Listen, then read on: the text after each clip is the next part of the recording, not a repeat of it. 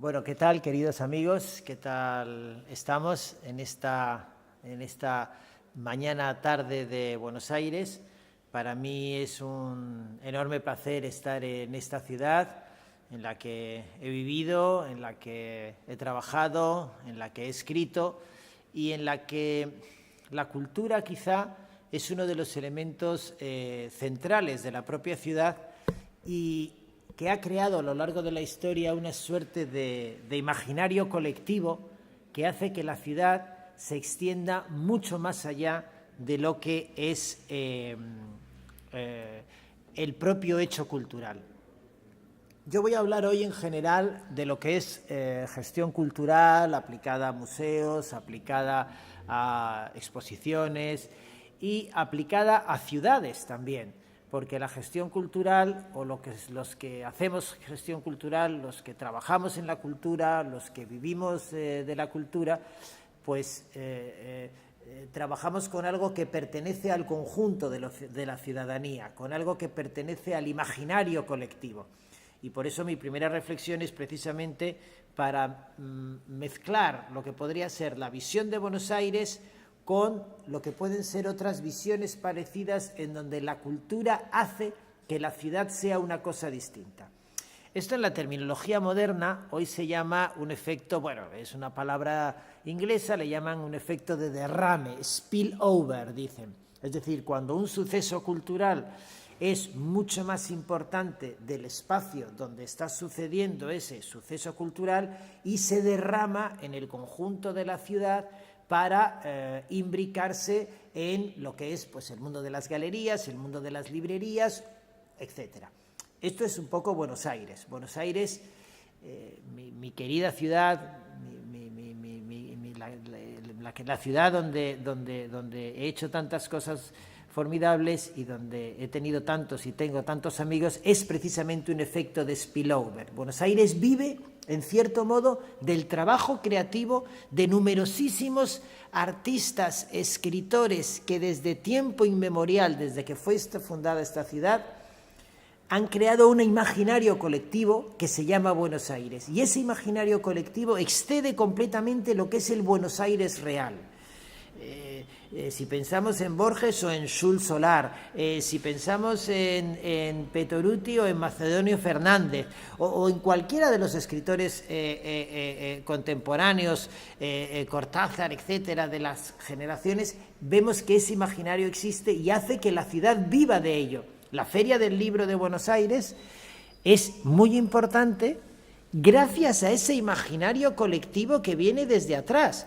La Feria del Libro se podrá organizar mejor o peor, etcétera, y tendrá mejores o peores recursos, etcétera, pero vive de lo que significa el hecho de ir a Buenos Aires. Cuando a alguien le dicen vamos a la Feria del Libro de Buenos Aires, vamos al Festival de Poesía de Buenos Aires, donde precisamente estoy yo aquí estos días invitado, en el imaginario colectivo inmediato del escritor de cualquier lugar del mundo que le salta el nombre, dice, Buenos Aires. Luego el festival podrá estar mejor o peor organizado, los libreros y los editores tendrán los problemas tradicionales que tienen, pero es imaginario. Bueno, esto se llama un efecto de spillover y es muy importante que en gestión cultural, cuando uno está dirigiendo un espacio, cuando uno está dirigiendo un museo, cuando uno está dirigiendo, pues eso lo tengamos en cuenta. Imbricarnos de esa manera en el tejido cultural de la sociedad para crear una idea mítica. Ahora mismo, por ejemplo, se están cumpliendo aquí en España los 30 años de la creación de la ECID. Y estábamos hablando con los viejos amigos del periodo mítico de la fundación del ICI, que esto se llamaba ICI, se llamó ICI, Instituto de Cooperación Iberoamericana, que fue como se conoció míticamente en Buenos Aires durante muchísimos años. Ese es otro ejemplo de éxito en donde este espacio, gracias al trabajo de la gente que trabajaba entonces y al trabajo de los directores y de todos los equipos, convertirlo en un espacio mítico, extraordinario, que hoy tiene unas dimensiones incluso probablemente excedidas de lo que supuso.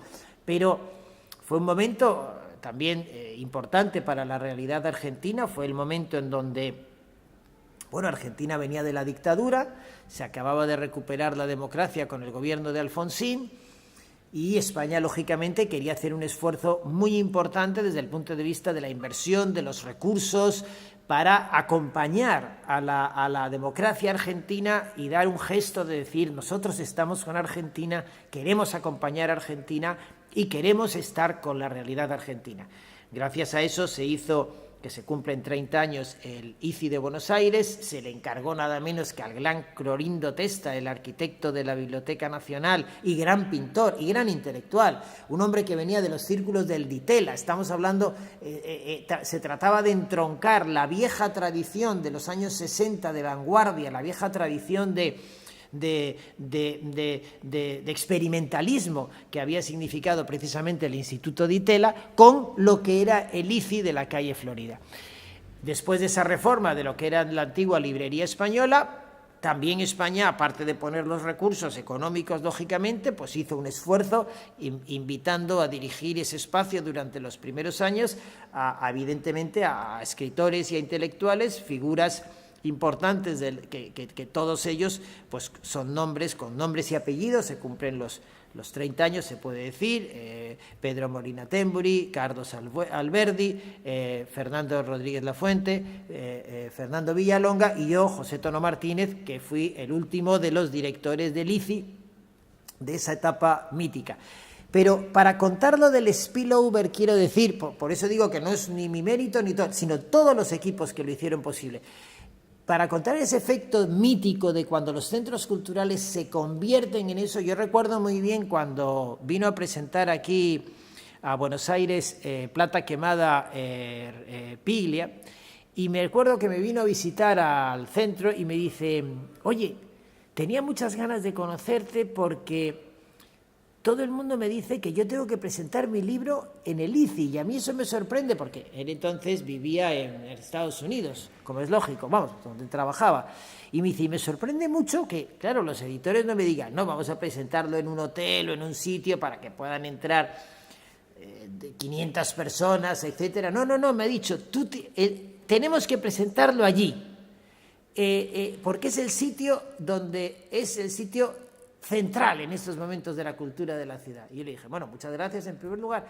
Y en segundo lugar, dice, pero claro, aquí solo van a entrar 100 y pico. Y dice, no te preocupes, le dije yo, nos arreglamos todos, entramos unos encima de otros, hacemos como podamos y nos ponemos. Bueno, ese es un efecto, de nuevo, de lo que quiero decir, que es cuando un centro cultural, cuando uno dirige un centro cultural, cuando uno trabaja en una ciudad, cuando uno trabaja en algo, se convierte en un elemento absolutamente central de lo que es la cultura de la ciudad. Ejemplos de esos los tenemos muchos también, evidentemente, no solamente es en las ciudades. Yo, por ejemplo, he trabajado mucho en una línea de trabajo y de investigación, por ejemplo, en el Camino de Santiago, por cambiarnos de no solo hablar en este momento de centros. El Camino de Santiago es otro típico ejemplo de spillover, de desparrame de un suceso cultural, histórico, mítico, en este caso que viene desde la más absoluta antigüedad, que sigue viviendo en nuestro tiempo, lo cual no deja de ser sorprendente. Miles y miles de personas de todos los países del mundo recorren el Camino de Santiago todos los años, alguno de sus tramos, a veces 250.000, 300.000 personas, como en la Edad Media, ya no por motivos religiosos, ahora los motivos pueden ser culturales, gastronómicos, históricos, sociales, gente que va a hacer amigos también, a hacer amigas, como decimos en España, a ligar, motivos religiosos, todos los motivos. Pero ¿qué es lo que pasa con el Camino de Santiago?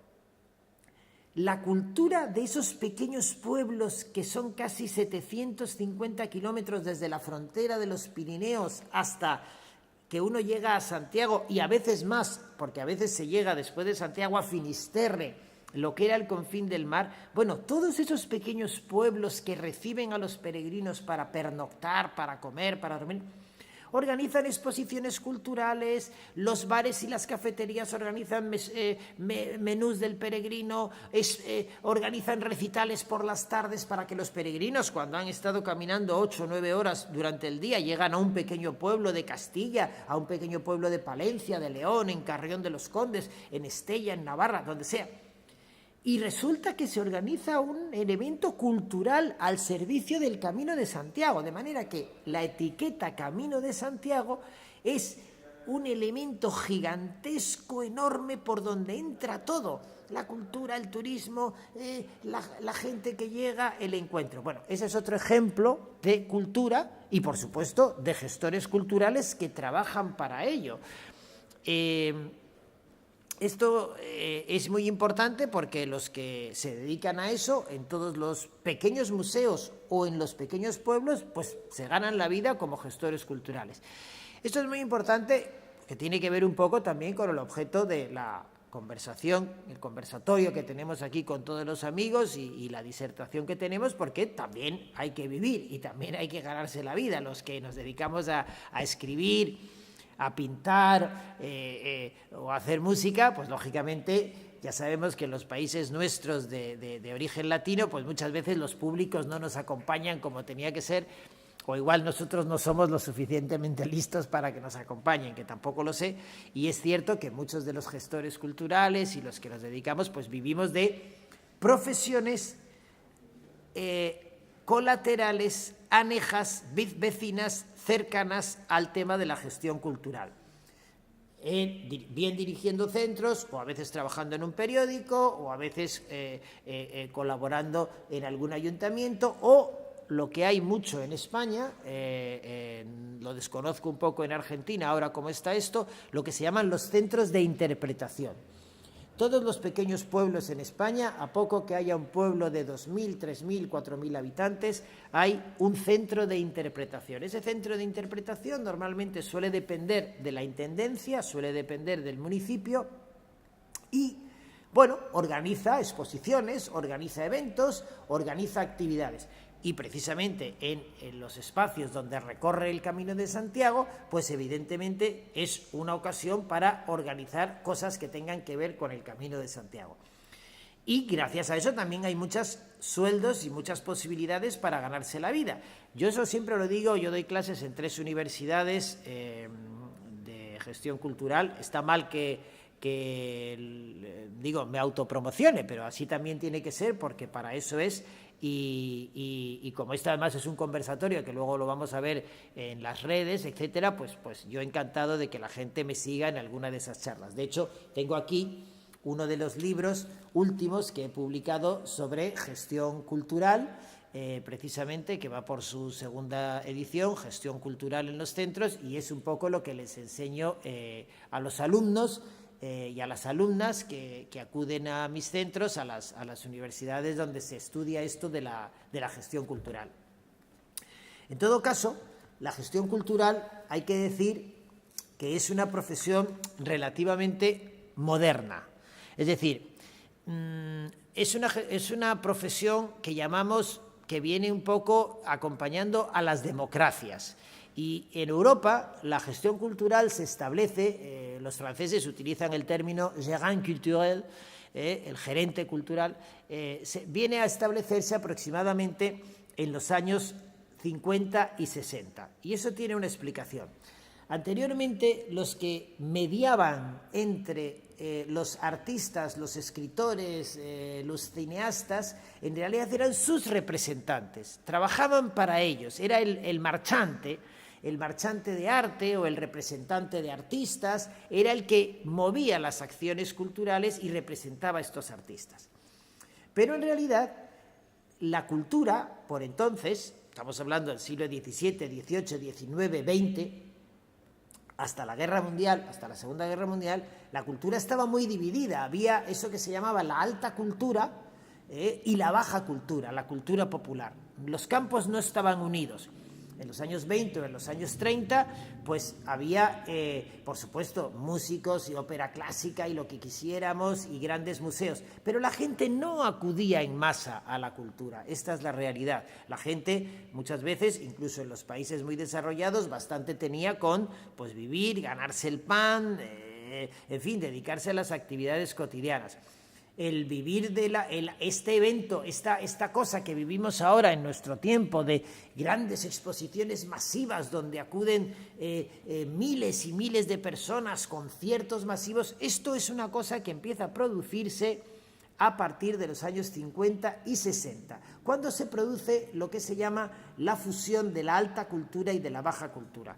Hay un escritor, un ensayista, muy importante, que se llama Andreas Huygens, y este Andreas Huygens es el que ha disertado mucho sobre esta fusión de la alta y de la baja cultura, y de la fusión del arte popular y del arte de élite. Entonces, cuando en los años 50 y los años 60 la gente empieza a acudir a los museos, se empiezan a crear, empieza a haber más tiempo, las clases trabajadoras, en una gran medida debido precisamente a sus conquistas en Europa, empiezan a disponer de las tardes, de los sábados, etcétera, la cultura empieza a convertirse en un elemento absolutamente central de nuestra vida. Ya no es la élite que antes representaba o que tenía la cultura y que leía, sino todo el mundo empieza a leer, todo el mundo quiere acudir a exposiciones, todo el mundo quiere acudir a debates, y ahí es donde la profesión del gestor cultural, el gérant cultural, se profesionaliza y empieza a tener un papel absolutamente relevante, porque ya no se trata de dirigir los 8 o 10 grandes museos que tradicionalmente tenía un país, sino que ahora todo barrio, toda intendencia, toda pequeña institución, toda pequeña fundación, pues tiene que tener un gestor cultural que planifica, que organiza, que hace una agenda, que tiene una línea, etcétera, ¿no? Ese es uno de los elementos absolutamente distintivos de las democracias consolidadas modernas. En España, lógicamente, ese proceso fue un poquito más tarde porque vivíamos en la dictadura franquista, pero bueno, prácticamente para los años 60-70, finales de los 60-70, todavía en los últimos años de la dictadura franquista, empieza ya este tipo de grandes clases medias a incorporarse a la cultura y al fenómeno de la cultura. Esto me sirve también para hacer una reflexión importante sobre otro tema que a veces el que se quiere dedicar, y yo animo al que se quiera dedicar a la gestión cultural en cualquiera de sus capacidades, lo tenga en cuenta, porque ahí hay llamaríamos una especie de mal entendimiento del asunto, y la gente piensa, no, la cultura es que eso no da dinero, o la cultura yo me voy a morir de hambre, o la cultura no sé qué, hay que dedicarse a las cosas serias, a la banca, a la economía, a las finanzas, etcétera. En fin, cada uno que se dedique a lo que quiera, eso es evidente, y yo no voy a ser profeta de la profesión de cada uno de ellos. Pero sí quiero decir una reflexión a este sentido muy importante, porque lo avalan simplemente los datos. Los países más desarrollados del mundo son aquellos en los cuales el PIB, el Producto Interior Bruto del trabajo, tiene más porcentaje en el ámbito cultural. Y esto es muy interesante verlo. Es decir, en Inglaterra, en Holanda, en Dinamarca, en Suecia, el PIB dedicado a la cultura muchas veces alcanza el 3,5 y el 4%. En otras palabras, los países más desarrollados son los que dedican más dinero, el conjunto de la sociedad, no solo el Estado, el conjunto de la sociedad. Y en España sucede lo mismo. En España normalmente estamos en torno al 3%, que no está mal. Es decir, toda la industria del cine, la industria del libro, la industria de la moda, la industria de tal, todo eso es cultura. Entonces es muy interesante porque en un país como España, cerca de 500.000 personas viven precisamente de la cultura. Entonces, en una de sus funciones. Y esto es muy interesante verlo y es muy interesante entenderlo, porque lo que nos viene a decir es que hay un horizonte de trabajo, que hay miles de personas que pueden trabajar y que hay muchas personas que se pueden preparar y que pueden hacer de la cultura no solo su pasión, no solo su devoción, como puede ser la mía, sino su verdadera profesión, en alguna de las muchas capacidades, porque es que en cultura puede ser desde la persona que nos está haciendo ahora mismo la filmación y es un especialista en montaje de cámaras en las redes, etcétera, hasta la persona que está preparando el guión de la intervención que se ha hecho, hasta la persona que está preparando un ciclo de poesía, por ejemplo, por decirlo ahora, que viene para la Feria del Libro, es decir, todas las capacidades enormes que hay alrededor de la cultura, contando con los que son necesarios para que ello funcione, el contable, el administrador, etcétera, y un montón de personas. Cuando vemos, solo vemos muy bien cuando vemos una película, dice, la dirigió no sé quién, luego salen los créditos al final y aparecen 500 personas del último señor que se encargó del especialista del Atrezzo para eso. Bueno, pues todo eso es la industria cultural. Podemos decir, por tanto, que estamos en lo que muchos teóricos llamamos una sociedad de la cultura. Una sociedad de la cultura en donde la cultura se ha convertido en casi el valor absolutamente central de nuestra sociedad. Incluso muchas veces es un valor muy superior al valor identitario que puede tener incluso la nacionalidad. Es decir, yo por ejemplo, me siento muy argentino, me siento muy ciudadano argentino y me siento culturalmente argentino. Si alguien me tuviera que preguntar por una de mis patrias, yo diría que una de ellas es Argentina. Además, aquí nació una de mis hijas, así que más razones para ello tendría. Sin embargo, yo no tengo nacionalidad argentina, yo no tengo pasaporte argentino y sin embargo yo podría decir legítimamente que una de mis patrias es la Argentina. ¿Qué quiere decir esto en la sociedad de la cultura? Bueno, pues que la cultura hoy tiene un valor fundamental de desarrollo identitario. Y este valor de desarrollo identitario individual y colectivo debe ser también muy bien analizado por el propio gestor cultural, porque evidentemente muchas veces la cultura en determinados contextos puede servir, por ejemplo, de terapia, puede servir de coaching, puede servir para que la gente se sienta mejor, para que esos valores de la comunidad se integren mejor. Hoy en día, de hecho, en muchísimos lugares del mundo se utiliza o hay una manera de ver la cultura precisamente para analizar los grandes debates que afectan a la población. No se entiende la cultura desde un punto de vista separada de lo que es la realidad. Evidentemente, cada autor, cada escritor, cada pintor, cada creador puede hacer lo que quiera. Eso está, la libertad de cátedra del artista es completa. Pero es cierto que los gestores culturales hoy en día tienden a hacer exposiciones temáticas, a hacer proyectos que tienen que ver con las preocupaciones de la comunidad, y a pedirle a los artistas que precisamente hagan exposiciones que se llaman en la jerga del arte site specific, es decir, que se adapten precisamente al espacio en donde uno está con las preocupaciones que uno está. Si estamos en Buenos Aires, pues habrá una serie de preocupaciones e igual aquí le podemos pedir a unos artistas que nos hagan desde un punto de vista contemporáneo, pero que de repente reflexionen sobre la gente que igual no tiene casa y que está en una villa miseria, y eso puede ser muy importante, o cualquiera de los muchos problemas que pueda haber en una ciudad. Por tanto, quiere decir que esta sociedad de la cultura hoy lo engloba absolutamente todo y lo que llamaríamos la industria cultural, ese porcentaje de gente que se dedica a eso, a veces excede completamente todo lo que es el suceso cultural. Por ejemplo, en una ciudad, cuando estamos hablando de una ciudad, pues también tiene que ver con turismo, es obvio, pero no hace falta decirlo. Hay mucha gente que se dedica al turismo cultural, al emprendimiento del turismo cultural. A veces, desde el punto de vista de las propias agencias de turismo, que son las que organizan las cosas, y a veces desde las cosas más pequeñas del trabajo cotidiano que uno hace. A mí, como yo soy bastante anarquista y nunca me ha gustado viajar, digamos, de manera organizada, pero bueno, eso es cosa mía, yo siempre digo que el verdadero viaje empieza cuando fracasa el viaje que te había organizado la agencia. Es decir, cuando ya de repente se produce una ruptura en el plan previsto, es cuando empieza el viaje verdadero, porque ese es el viaje un poco de aventura.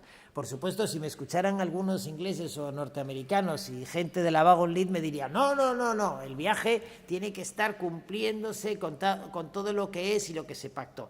A mí no me gusta eso, a mí me gusta que uno pueda descubrir las cosas y culturalmente uno pueda ir indagando y haciéndose con el amor de una ciudad. Por ejemplo, por poner una experiencia que ahora mismo no sé si se hace en Buenos Aires, pero desde luego en casi todas las capitales europeas, ahora mismo con la crisis, con la enorme crisis que hemos vivido en Europa desde el año 2008 hasta ahora, y seguimos porque se ha recuperado, pero estamos, pues por ejemplo, mucha gente lo que hace es organizar itinerarios por la ciudad, explicando la historia de la ciudad, etcétera, de una manera privada, gracias a que las redes de Internet y todo esto nos han liberado del tener que contar con una agencia. Pues tú, por ejemplo, llegas mañana a Londres o llegas a Madrid, entras en la web y dices, quiero un guía para que me explique la ciudad. Eso antes te lo hacía una agencia o tenías que quedar con tal. No, hoy pagas allí 20 libras o 20 euros donde estés, llegas un señor, hace un pequeño grupo de 10 o 20 personas y te lleva por la ciudad y esa persona se gana un sueldo, en este caso, explicándote la ciudad con su lectura particular. Esto es muy interesante porque, por ejemplo, muchas veces la lectura que te hace ya no es la lectura oficial, que esto es muy bonito porque ahí nos hemos liberado gracias a las redes de todo esto, ya no es la lectura oficial del discurso oficial que cuenta la ciudad, fue fundada en tal, que está muy bien conocerlo, por supuesto, y todo eso está muy bien, pero de repente, por ejemplo, en Londres yo me acuerdo que iba entonces con mis hijas y ellas querían ver, eran más pequeñas, y querían ver Londres visto desde los escenarios donde se habían rodado imágenes de las películas de Harry Potter. Por tanto, el guía hacía un corte, ese guía vendía esa expedición, donde íbamos recorriendo. O sea, nuestra visión de Londres era distinta, no solo ya a la oficial, de lo de cuando yo tenía 15 años, la primera vez que fui a Londres, me contaron la oficial. Ahora vamos a ver la Torre de Londres, luego no sé qué, el puente del Támesis, no estaban. Ahora no, ahora ves Londres.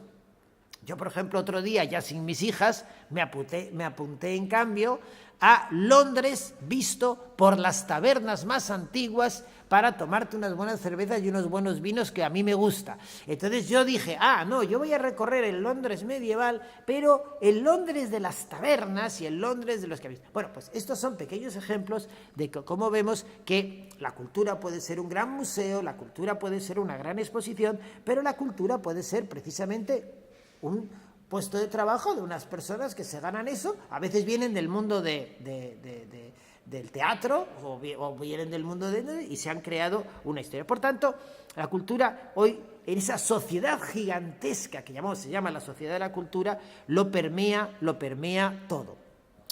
Como es obvio, cuando hablamos de centros culturales, cuando hablamos de museos, y yo he tenido la suerte, pues supongo que no habré hecho las cosas demasiado mal, aunque uno nunca lo sabe. Pero bueno, también he tenido buenos momentos y momentos más complicados. Eso es algo que también en el mundo de la cultura y los que nos dedicamos a la gestión lo tenemos que saber. Somos personas libres. Es decir, si alguien tiene, digamos, miedo a otra cosa, igual lo que tiene que buscarse es un trabajo para que lo contraten en un sector más en un banco, aunque ahora ya los bancos tampoco son espacios para toda la vida. Pero bueno, lo que quiero decir es que la cultura es un terreno libre y en la cultura puede haber subidas, bajadas, mejores momentos, y eso también me sirve también para otra reflexión de lo que está cambiando en Europa y de lo que está cambiando seguramente también en Argentina, aunque yo llevo muchos años que no vivo por aquí, pero que también la cultura cada vez más lo hacemos los autónomos, cada vez más los hacemos, es un emprendimiento personal. Es decir, uno puede desear, no, yo es que desearía que me contraten la ciudad de Buenos Aires y me hago funcionario, ya me quedo para toda la vida y estoy, bueno, pues si tienes la suerte que te lo hagan o que te contrate el Museo Nacional de Buenos Aires o que te contrate, bueno, ok, pues eso has tenido suerte, pero la mayoría de las cosas ya no es así. La mayoría de los emprendimientos culturales son personas autónomas que hacen emprendimientos autónomos, que hacen propuestas autónomas, que proponen esas actividades a otras instituciones o a otras empresas y conseguimos colocar esos proyectos culturales. De nuevo yo, como soy dicen los americanos, dirían un practitioner, es decir, un practicante de la acción cultural desde que tenía 19 años, aunque hay que estudiar también, ojo, eso es muy importante decirlo, hay que prepararse en las cosas, pues por ejemplo soy un ejemplo de esto, ahora mismo estoy coordinando 2 o 3, vengo de dirigir un museo, en el Museo Sabasa Blanca en Mallorca, pero ahora mismo estoy de comisario independiente, pues organizando distintas exposiciones, una de la gran fotógrafo Leila Alaoui, fotógrafo marroquí que murió en Ouagadougou, en un atentado que hicieron los yihadistas, terrible, una mujer que además era una gran fotógrafa, que además defendía los derechos humanos, estaba trabajando para la campaña My Body, My Rights, y bueno, le estamos haciendo un homenaje ahora en Madrid en el contexto de Foto España 2019, y bueno, pues ahí estamos participando. Es decir, quiero decir con esto que el emprendimiento del gestor tiene que estar pendiente para ver por dónde están yendo las agendas, por dónde están yendo las temáticas, inventarse proyectos con otros amigos, y ese es el trabajo del gestor cultural. Por tanto, para que eso se produzca, pues tiene que haber siempre una dosis de riesgo, una dosis de innovación, una dosis, yo diría, de diversidad, porque eso es una cosa que es muy importante tenerlo en cuenta en la idea de la cultura. La cultura es innovación, la cultura es autenticidad, incluso si queremos emplear esta palabra marcada, esta palabra fuerte, que a mí me gusta mucho porque tiene que ver un poco con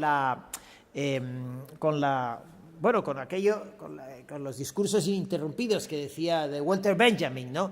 Cuando decía aquello del aura que se estaba perdiendo en la época de la reproductibilidad de la obra de arte, ¿no? Y se perdía el aura mágica que tiene la obra de arte. Aquí estamos precisamente en un espacio cultural con exposiciones, con cosas, y vemos el aura de la obra, la vemos físicamente, ¿no? La vemos, y eso nos traslada un poco la mano del artista, ¿no? Bueno, la cultura tiene que ver con eso, la cultura tiene que ver con autenticidad. Esto es muy importante que lo tenemos que ver, o sea, es decir, no podemos creer que la cultura es cartón piedra, no podemos creer que la cultura es algo que ya está visto, no, la cultura es innovación, como hemos dicho, es diversidad, es autenticidad, y el gestor cultural se tiene que esforzar precisamente para que esa cultura sea auténtica, porque si no, ¿qué vamos a transmitir a los que vienen a vernos? ¿Qué ideal le vamos a transmitir? ¿Un déjà vu? ¿Algo que ya se ha visto? No, la cultura tiene que estar siempre en ese sentido de riesgo.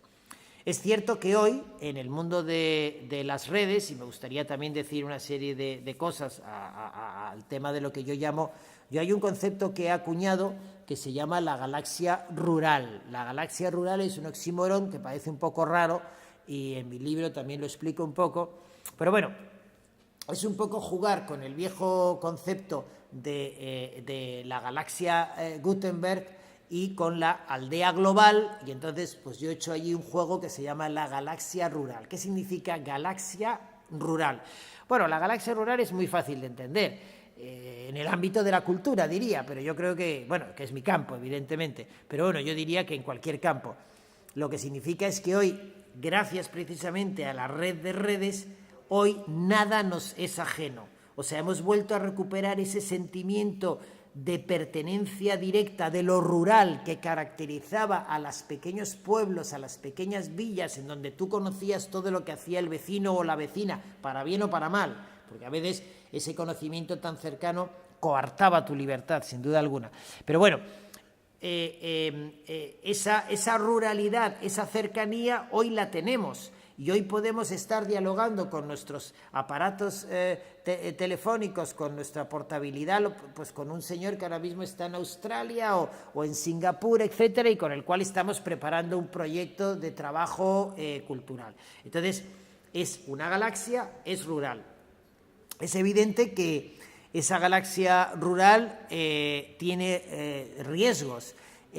Uno de los riesgos más importantes es que al conocernos todos y saber todo lo que está pasando en cualquier momento, resulta que cuando nosotros estamos planificando aquí una exposición, esto resulta que puede tener repercusiones en otro lugar del mundo donde no lo sabíamos. Hemos visto en los últimos años en Europa, lamentablemente, y por ejemplo los atentados que hubo contra la revista Charlie Hebdo, precisamente sobre las viñetas de Mahoma, hemos visto precisamente el ejemplo dramático de esta globalización, de esta galaxia rural, donde algo que transcurre en un lugar del mundo resulta que tiene efectos a miles de kilómetros del mundo, y al final en este caso tiene un efecto dramático. ¿Por qué? Porque conviven escenarios totalmente distintos. Antiguamente uno podía hacer una exposición aquí en Buenos Aires, en Córdoba, en Chile, en Santiago, donde fuera, y es que no lo iba a ver nadie. Si acaso se editaba un día un catálogo, el catálogo viajaba,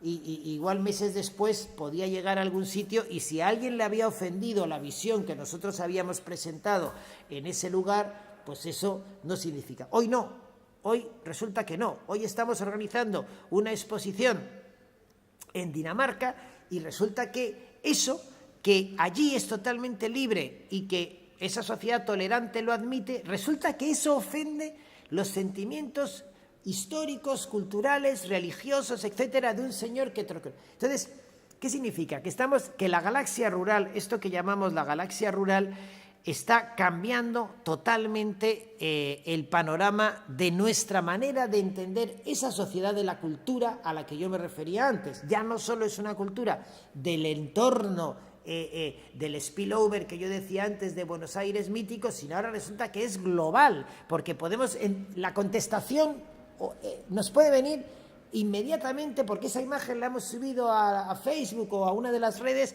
y resulta que la contestación nos viene en el acto de un señor o de una señora que de un sitio nos dice: eso que usted ha dicho es incorrecto. ¿Cómo? ¿Pero usted qué dice? Ah, pues sí, porque resulta que lo hemos subido a YouTube, lo hemos subido a tal, y resulta que tenemos. Entonces, esa es la galaxia rural en la que nos encontramos. Eso obliga a que el gestor tiene que ser un innovador social todavía más ejercitado, todavía más fuerte como innovador social, porque claro, se obliga a actuar en un contexto con las prevenciones propias de lo que está haciendo en su sitio, y también teniendo en cuenta que puede afectar a otro lugar. Por tanto, el contexto de la sociedad de la cultura analógica pasa ahora a un contexto de la sociedad de la cultura portátil. El portátil que nosotros tenemos ahora mismo, que yo lo tengo por aquí en algún sitio, seguramente cargándose, es ya la representación general de la cultura nuestra y de la cultura que estamos llevando. Muchos de los programas que yo estoy trabajando los llevo allí, y estoy en Buenos Aires o estoy en cualquier sitio y lo estoy trabajando. La portabilidad, sin duda, ha sido la gran revolución de la cultura de los últimos años. Eso nos habla de una cultura que ya tampoco tiene, digamos, ya no cierra nunca. La cultura y todos los elementos de la galaxia rural son 365 días, 24 horas al año, y está actuando en cualquier momento. Y por tanto eso te da ventajas y también te da, ojo, desventajas. Precisamente en estos momentos, o más que desventajas, yo diría temas a los que nosotros tenemos que, digamos, atender o mentalmente atender. Tienen que ver con la cultura, con esa sociedad de la cultura que lo llamo en un término, llamémosle antropológico, que es como yo hago esa definición de la cultura, ¿no? Como todos los sucesos culturales que verdaderamente nos permean como individuos. Eso es una cosa que lo tenemos que entender muy bien. La cultura, esto es diseño. Hay un señor que ha diseñado esto y es un diseño tradicional. Entonces, eso es cultura, hay un grupo de diseñadores, pero cultura también son las herramientas con las cuales precisamente nos comunicamos. Es evidente, por citar muy de pasada, pues 2 o 3 pequeños ejemplos, que la cultura de la galaxia rural también tiene sus problemas. Uno de los primeros es evidentemente el control. Lo bueno que tenemos para poder llegar, para que nuestra obra de arte pueda ser vista por un señor de Berlín mañana, y estamos estupendamente, también significa que podemos ser controlados por otras personas que están analizando todos los datos que se están moviendo en nuestro ordenador o en nuestra exposición, y precisamente están anticipándose, coartando en cierto modo nuestra libertad. Es decir, uno de los problemas que ahora mismo se ve mucho en muchas de las series de televisión que vemos en Netflix, en HBO o en Movistar, etcétera, o aquí en Argentina, no las conozco, pero supongo que serán las mismas o parecidas, es precisamente el riesgo de que la sociedad nos controle y el riesgo de que precisamente el Big Data, que sabe perfectamente lo que estamos haciendo en cualquier momento, devalúe el valor que yo llamaba antes de autenticidad de la cultura, ese valor del aura, el valor aurático que tenía la obra de arte, lo devalúe de tal manera que lo convierta precisamente en algo completamente masticado, ¿no? En algo completamente preparado, en un producto que ha sido elaborado, porque como conocen perfectamente nuestros gustos, como conocen perfectamente nuestras reacciones, como conocen, dicen, no, para que esa portada de ese libro, para que esa obra de arte funcione, tiene que ser así, exactamente de este color, con esta tonalidad, porque eso es lo que le gusta a la mayoría de la gente y además tiene que tener estas dimensiones, etc. Claro, eso pierde ese valor de la autenticidad, ese valor de la ruptura que tiene tradicionalmente el arte y el artista, el pensador y el creador, porque no lo olvidemos, el arte siempre tiene que tener un valor de disonancia, un valor de ruptura, un valor de innovación, lo decía antes, un valor de creación. Los que nos dedicamos a esto tenemos que ser un poco, al menos es mi visión, yo quiero decir que esto, bueno, igual otra gente es más acomodaticia y otra gente tiene una visión distinta, etc. Pero los que nos dedicamos a esto somos como una china en el zapato, por decirlo así. Es decir, una china en el zapato, los que molestamos un poquito. Creamos una disonancia, creamos un efecto de repente de ruptura que hace crack, crack, y se rompe. Va todo el agua suave de repente y nosotros, pum, tiramos una piedrecita. ¿Qué ha pasado allí? Bueno, ahí es la creación cultural, ahí es el momento. El agua plana, toda quieta, todo eso, pues eso es el discurso pues de la muerte. Ese es el discurso de... Entonces, de repente, cuando surge esa china en el zapato, ese valor de disonancia, ahí es cuando nosotros tenemos que actuar culturalmente. Y eso lo debemos entender y los artistas lo tienen que tener muy claro y los creadores culturales que programan los centros culturales lo tienen que tener absolutamente claro. Si no hay ese valor de autenticidad, si no hay ese valor de creación, no lo hay. Por tanto, cuando a veces la gente dice, no, la cultura es negocio, sí, la cultura es negocio porque hay que vivir de ello, tengo que vivir de ello, pero, ojo, no perdamos la perspectiva de saber que ese negocio tiene que venir acompañado de una verdaderamente creación, porque al final, ¿para qué si no hacemos esto? Si nosotros en la gestión cultural nos dedicáramos a hacer una cosa que no tuviera ningún tipo de creación, pues igual lo que tenemos que producir son estuches de gafas y de lentes que seguramente se pueden diseñar y es más bonito y no pasa nada. No, la cultura tiene que darnos un paso más allá. Yo antes mencioné, por ejemplo, la palabra healing, confortar. Yo siempre he pensado, o toda mi vida he querido pensarlo, que la cultura está al servicio de algo. Voy a decir una palabra que a veces cuando la digo hay gente que me dice, bueno, eres un idealista o eres un... La felicidad de las personas. Yo siempre he pensado, siempre he creído un poco en el ideal ilustrado. Los ilustrados, los del siglo XVIII, los que crearon las constituciones, decían que había que trabajar para la felicidad de las personas. A mí me gusta mucho, ahora que estamos viviendo un desastre absoluto con la presidencia del señor Trump en Estados Unidos, a mí me gusta mucho pensar que nada menos que Thomas Jefferson, que fue el que verdaderamente, uno de los redactores de la Constitución americana, precisamente puso en el frontispicio con Madison y con todos aquellos, en el frontispicio de la Constitución dice una declaración, más o menos viene a decir, aquí las colonias nos hemos unido y nos hemos declarado libres y ciudadanos libres for the pursuit of happiness, para la búsqueda de la felicidad. Ese ideal libertarian, no liberal, pero libertarian, que luego hereda Thoreau, y que heredan todos los trascendentalistas, es el ideal inicial de la democracia americana y de los ilustrados.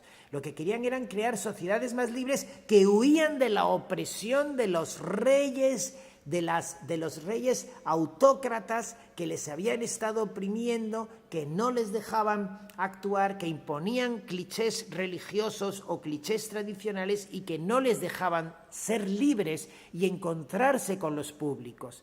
Eso tiene mucho que ver con la cultura. Voltaire, otro gran ilustrado, otro gran enciclopedista, tiene por ahí escrito, ahora no me acuerdo en qué, de sus cartas, dice: por fin soy libre, dice Voltaire, dice, porque yo ya vivo del público, porque yo ya puedo, mis libros, mis escritos, mis panfletos son comprados por los ciudadanos y vivo de miles de ciudadanos que me pagan para que yo pueda vivir. Porque ¿qué pasaba antes con la cultura de los mecenas? ¿Qué pasaba antes con la cultura? La cultura, desde los tiempos de Roma, eso tiene que ver, porque nos va a permitir hablar también del patrocinio y de otras cosas, la cultura pues siempre estuvo patrocinada, la gran cultura. Como todos vosotros y vosotras sabéis perfectamente, Mecenas es el nombre de un señor. Mecenas es el nombre de un señor que era un millonario romano de la época de Augusto, de César Augusto, el sucesor de Julio César, y es el que financia gran parte de las reformas de Roma para embellecer Roma, porque era un hombre millonario que tenía mucho dinero, y en parte a Virgilio, para que Virgilio pudiera escribir en aquella finca maravillosa en la Sulclituno, que he tenido la suerte de visitar, pudiera escribir la Eneida. Entonces, este nombre de mecenas ha pasado a la historia como el mecenazgo, ¿no? Como una derivación de el mecenazgo. Pero ¿qué ocurría con los artistas y los escritores en el siglo, dejando Roma y volviendo al siglo XVI, XVII, XVIII, hasta lo que contábamos de Voltaire? Tenían que buscar la ayuda de un rico, de un noble, de un mecenas, de un obispo, que sí les apoyaba para escribir el libro o para pintar el cuadro, pero también coartaba su libertad. Porque, claro, imponía una agenda. No, quiero que me hagas un cuadro que represente a este santo. Bueno, el artista, dentro de su libertad, pues trataba de hacerlo lo mejor posible, pero muchas veces no podía. Entonces, ¿qué es lo que pasa en el siglo XVIII? En el siglo XVIII, con la burguesía, con la Ilustración, los artistas verdaderamente se empiezan a liberar y pueden expresar sus ideas, y ya no viven de un mecenas, ya no viven de un rico hombre o de la iglesia o de alguien, y entonces pueden ser absolutamente libres. Este es un escenario que empieza en ese momento y seguimos afortunadamente hoy. Hoy tenemos muchas maneras de trabajar en la cultura, recurriendo de nuevo a los muchos particulares.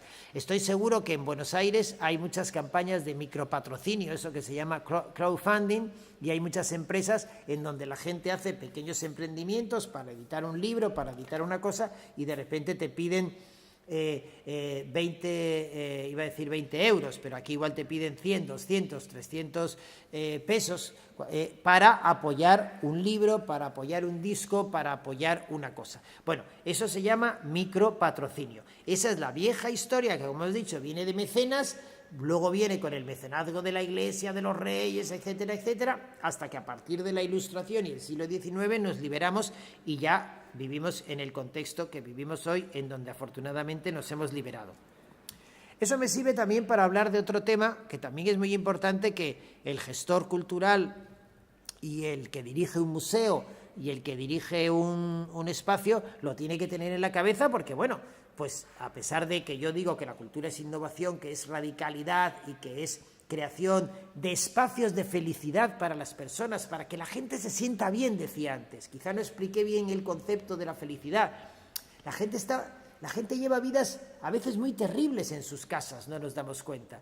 Tienes una familia que no aguantas, tienes un trabajo y unos jefes que son unos petardos, como decimos en España, tienes un no sé qué. Entonces, bueno, cuando acudes a leer un libro, a una librería, a tomarte un café, a un museo, pues buscas, en cierto modo, encontrarte con tus compañeros, tus congéneres de sociedad, disfrutando de un espacio. Ese espacio que yo llamo felicidad no es una felicidad del jajaja, que vengo aquí a reírme, no.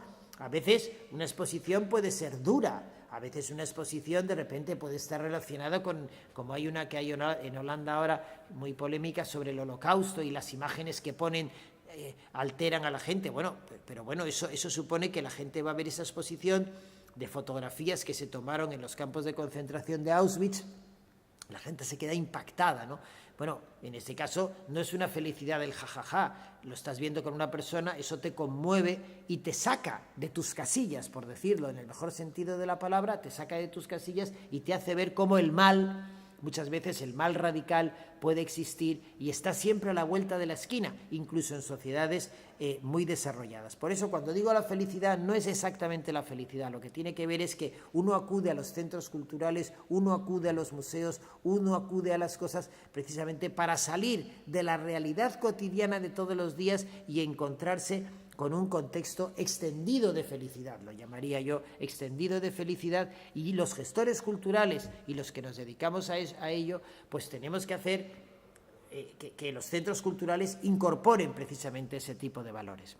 Por supuesto, esto me sirve, estábamos hablando de mecenas, después de esta pequeña digresión, me sirve para hablar también del mecenazgo y del patrocinio. Evidentemente, el mundo ha cambiado. Hoy en día los mecenas ya no son esos marqueses, condes, reyes, obispos, etc. Hoy los grandes mecenas son las empresas. Los grandes mecenas y los que hacen y trabajan el patrocinio pues son las empresas, y el gestor cultural tiene que entenderlo y saberlo, trabajar con ellas para proponerles desde el principio sus proyectos culturales. Una de las cosas que hace el gestor profesional cultural y que yo explico en el libro, como lo estaba contando antes, es precisamente preparar un cuaderno de patrocinio.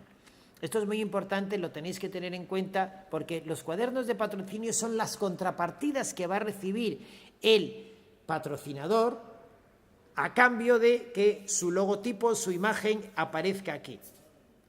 Y esto es algo muy profesional. Esto no es algo que se hace así. Voy a ver a un señor, le pido dinero y me pone aquí el logo. Vamos a ver, las grandes empresas no necesitan la promoción del logo. Cualquiera de las campañas públicas que hacen para vender sus productos hacen que su logotipo y su imagen corporativa es extraordinariamente conocida por todo el mundo. Entonces, si nosotros no vamos a poder aportar un valor desde el punto de vista de mayor promoción de esa identidad corporativa, ¿qué vamos a aportar?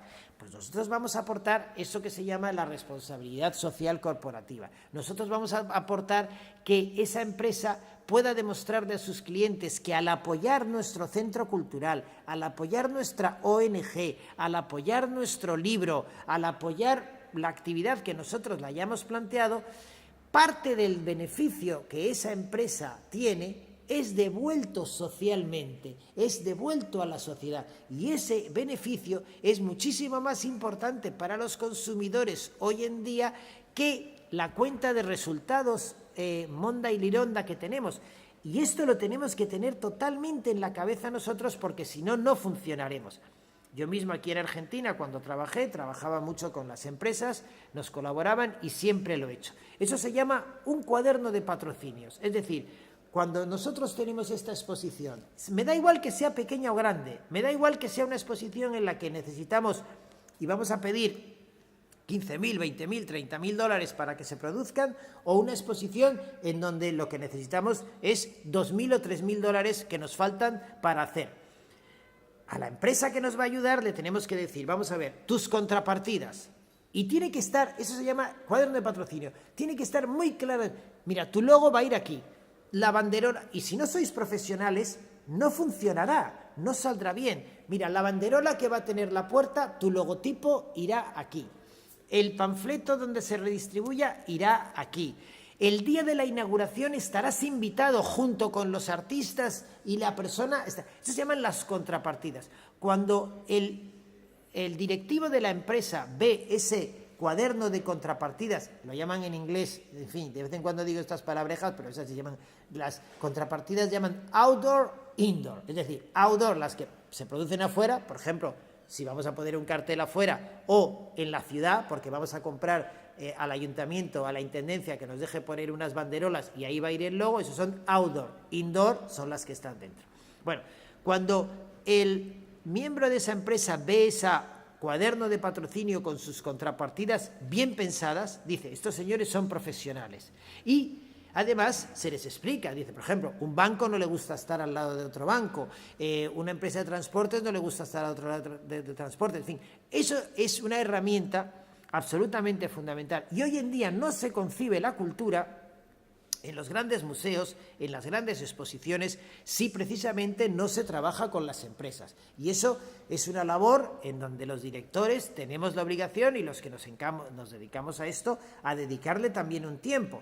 Antiguamente, como digo, podías ir al rey, o podías ir a un ministro, o podías ir igual a un consejero de la ciudad, pero hoy las autoridades muchas veces no tienen dinero, los gobiernos no tienen dinero, y si tienen dinero lo necesitan para otras cosas más importantes. Igual tienen que darle de comer a la gente, o igual tienen que hacerle casas a la gente que no la tiene. Entonces nosotros tenemos que saber acudir a las empresas, preparar muy bien los proyectos, preparar muy bien las cosas, ser muy profesionales, hacer una presentación correcta, y las empresas lo entran. Mi experiencia, yo toda la vida he trabajado con muchísimas empresas. Hay gente que me dirá ahora, pero las empresas, ¿no es eso vendernos un poco? ¿No es eso vender un poco? Digo, mira, yo voy a decir una cosa, mi experiencia, me he encontrado, tengo 59 años y llevo desde los 19 años, 40 años, a los 19 tuve mi primer espacio, que se llamaba el Club de Amigos de la UNESCO, el espacio de cultura del Club de Amigos de la UNESCO, en la plaza de Tirso de Molina de Madrid, que dependía de la UNESCO, pero en realidad me habían dejado ese sitio para que yo organizara cosas y no tenían dinero tampoco. Estamos hablando del año 79.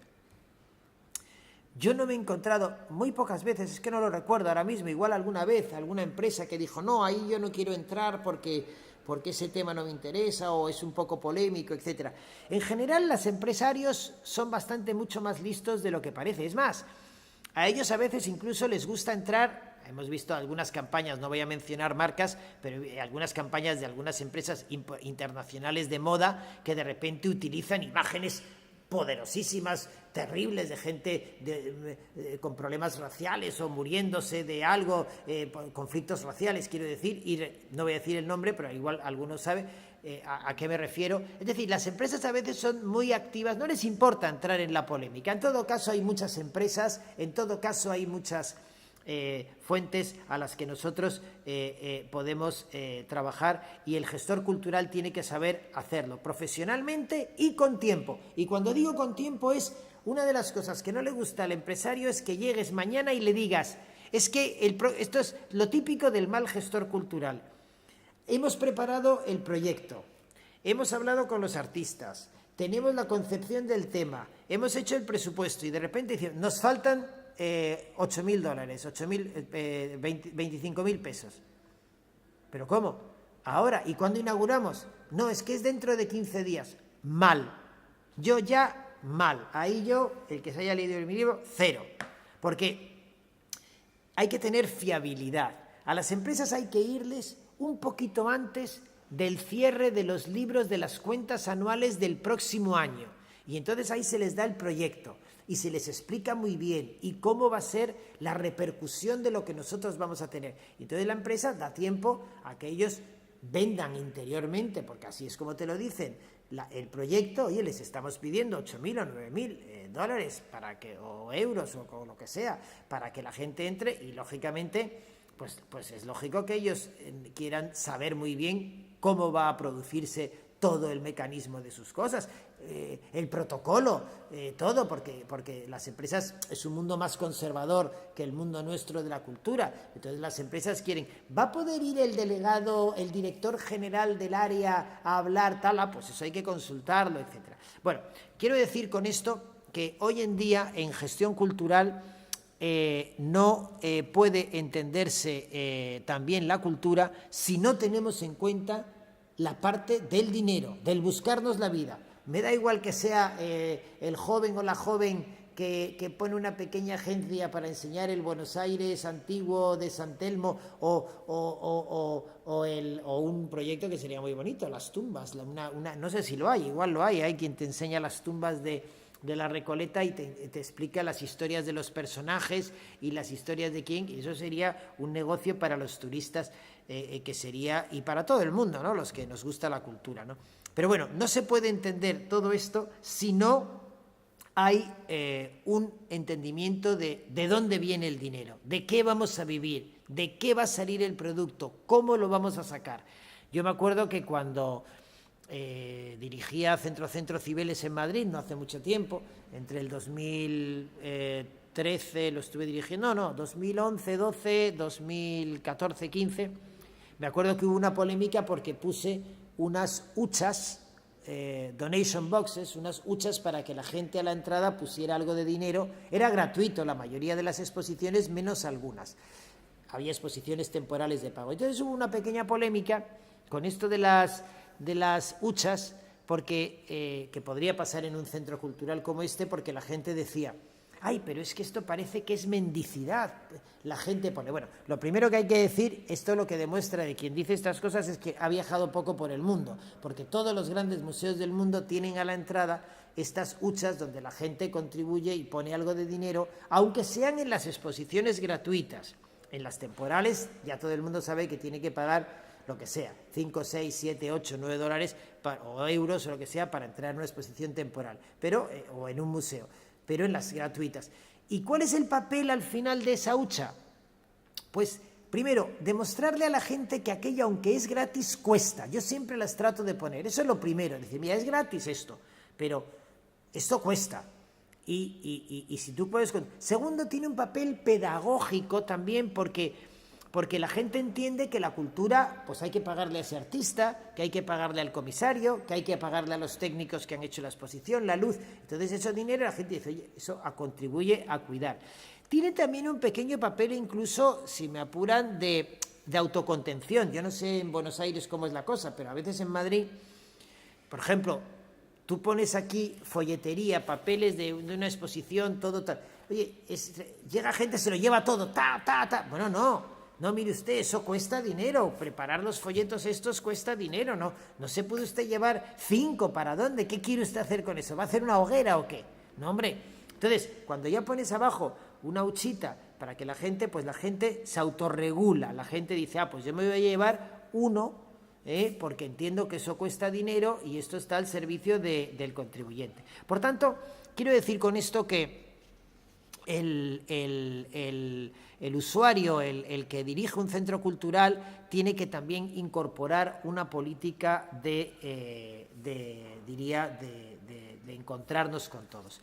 Para terminar, me gustaría quizá podemos hablar como he dicho, de la gestión cultural desde muchos puntos de vista, pero quizá me gustaría hablar de algunos valores generales comunitarios de lo que representa la cultura hoy en día. Hemos hablado un poco de la cultura en relación con la autenticidad, en relación con el aura, y yo creo que nosotros, en un mundo que estamos viviendo, que cada vez parece más igual en todas partes, nosotros, los que nos dedicamos a la cultura, tenemos que tratar de volver a recuperar lo que yo llamaría espacios de silencio.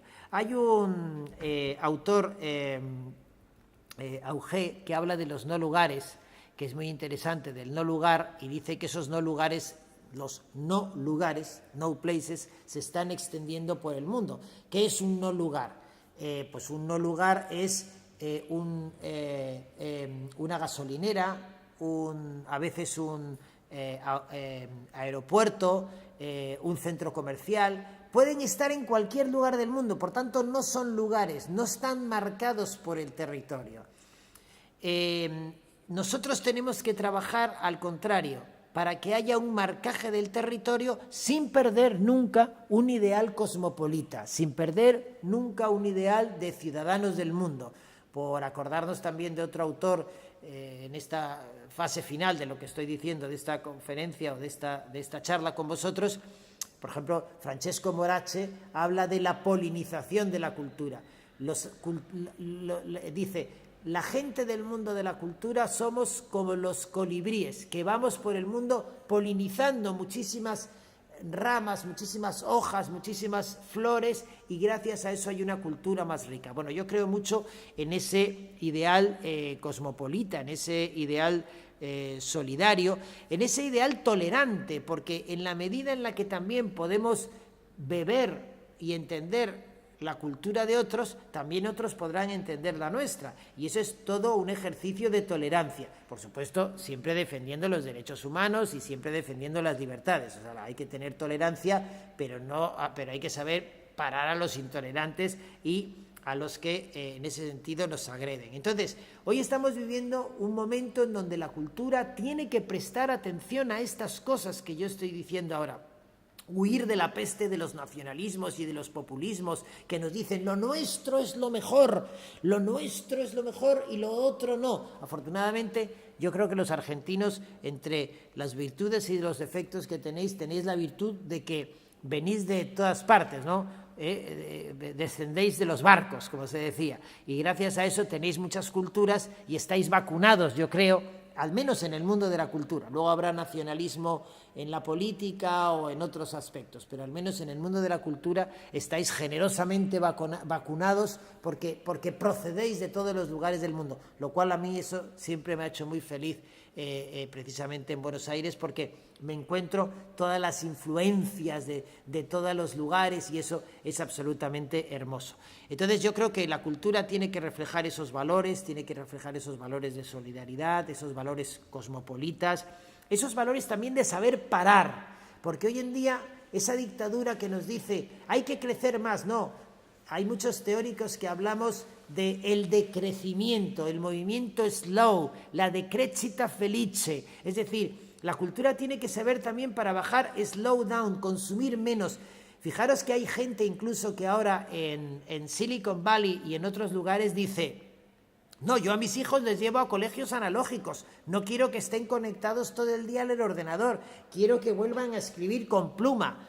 Yo sigo escribiendo con pluma y yo creo que esos son factores de disonancia, ¿no? Y la cultura tiene que servir también para bajar un poco, para buscar el encuentro de las personas, no ir más rápido ni vendernos necesariamente al reino de la cantidad, sino en el reino de la calidad, encontrarnos con los amigos y amigas y hermanos y hermanas artistas que producen obras de arte y que escriben poemas y que hacen objetos bellos y que, sin por eso dejar de preocuparnos por las necesidades del mundo, saber trasladar un mensaje pues de encuentro con el otro o con la otra, de encuentro solidario. Y yo creo que eso es un poco lo que debe ser, o lo que yo pienso que debe ser la cultura de nuestro tiempo, y lo que yo, desde luego, en la medida humilde en la que lo haya podido hacer, lo traté de hacer en Argentina cuando viví y siempre lo he tratado de hacer en los espacios donde he estado. Así que muchísimas gracias por haber compartido conmigo esta mañana tarde de Buenos Aires, y ya sabéis que tenéis en mí a un amigo hasta el final y hasta siempre de esta maravillosa ciudad y de toda la Argentina. Muchísimas gracias.